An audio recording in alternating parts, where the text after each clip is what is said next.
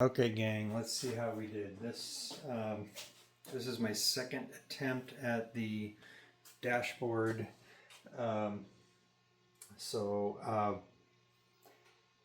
let's see how it goes. This time I used 3M windshield urethane to attach it. There are a couple of strips of double-sided sticky tape, and then taped down the front, trying to pull all of the front edge down as tight as possible, and then dive weights along the entire length of it to basically clamp it, if you will, all the way.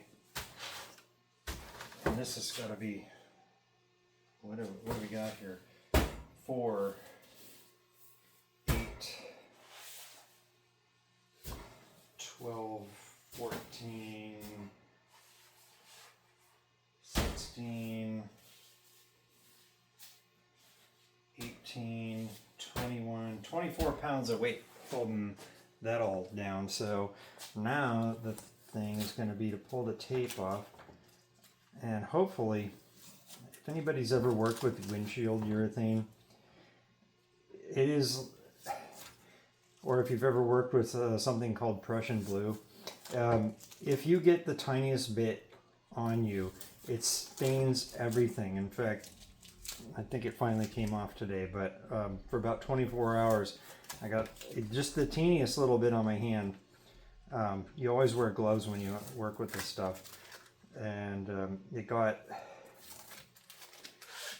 a little bit on my hand, and it stained my thumb. And so I put a lot of tape across this thing. Oh, by the way, this is forged carbon fiber. It is a veneer. It's actually forged carbon fiber on the top part where you see, and underneath it's actually woven carbon fiber, but it's super thin. It's very strong. Here are the mirror covers for the car. As you can see, it is super thin, but it's extremely rigid, very strong. Every Tesla accessory on the planet attaches with double-sided sticky tape, because I guess even dumb people can assemble things that way. But that was not the point of this one. This is the second dash I've done.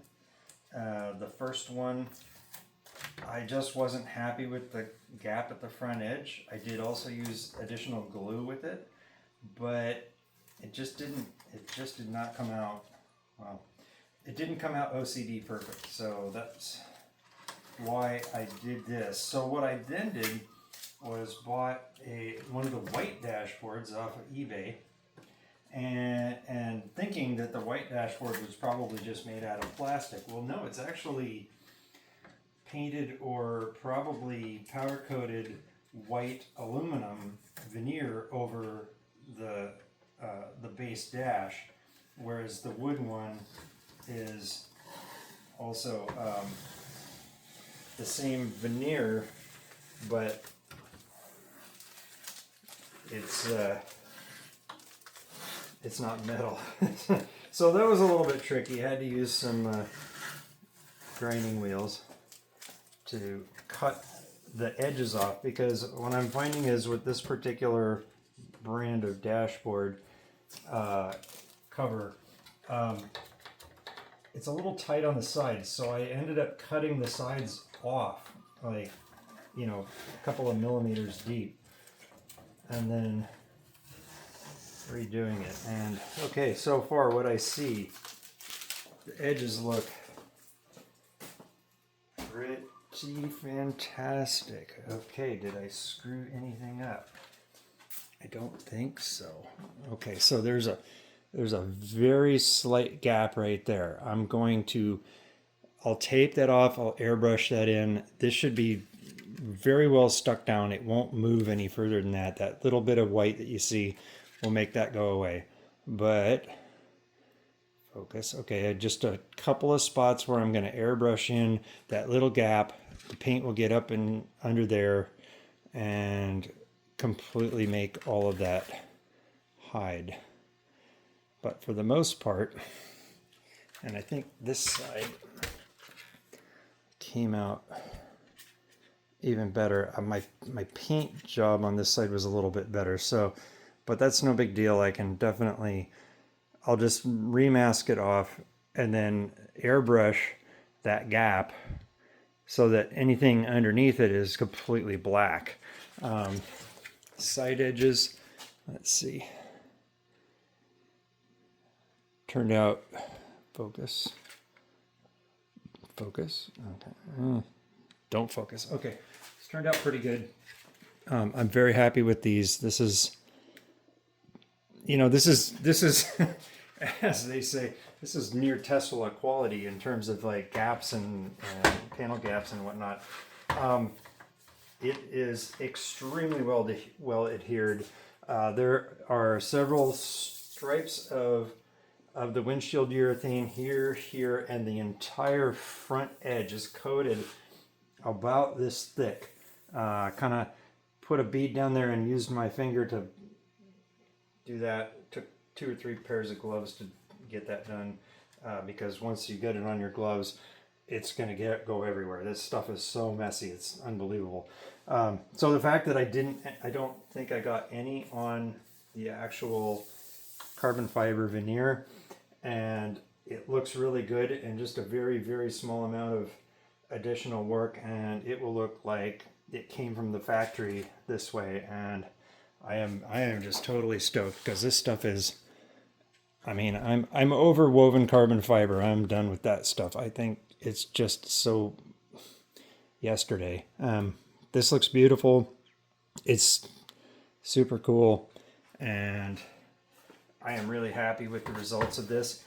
Time will tell if I got enough of the urethane in there to fill all the gaps, make sure that it can't pull up or move. I mean, this should be pretty stable in terms of like in heat and stuff here we have in Hawaii, but yeah, so there's that. Happy with that. And going with the, obviously with the theme, I'm going to do the mirror covers. I have a front spoiler lip in forged carbon fiber, and then these are for the window switch areas.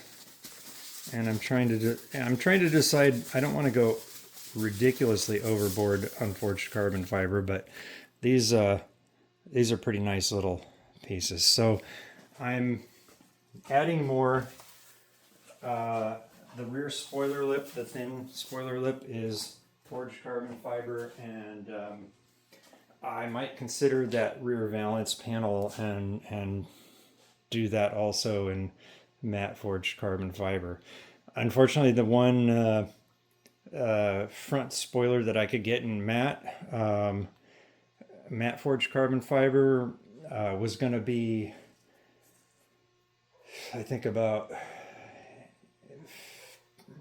$1,200 and $1,500 to ship here. So I didn't get that one because I'm not willing to spend that much on it. I did find another one. It is unfortunately glossy carbon fiber for the front spoiler lip, but it was a third of that price, and I'm gonna have Brett over at Midnight Tinting matte PPF it.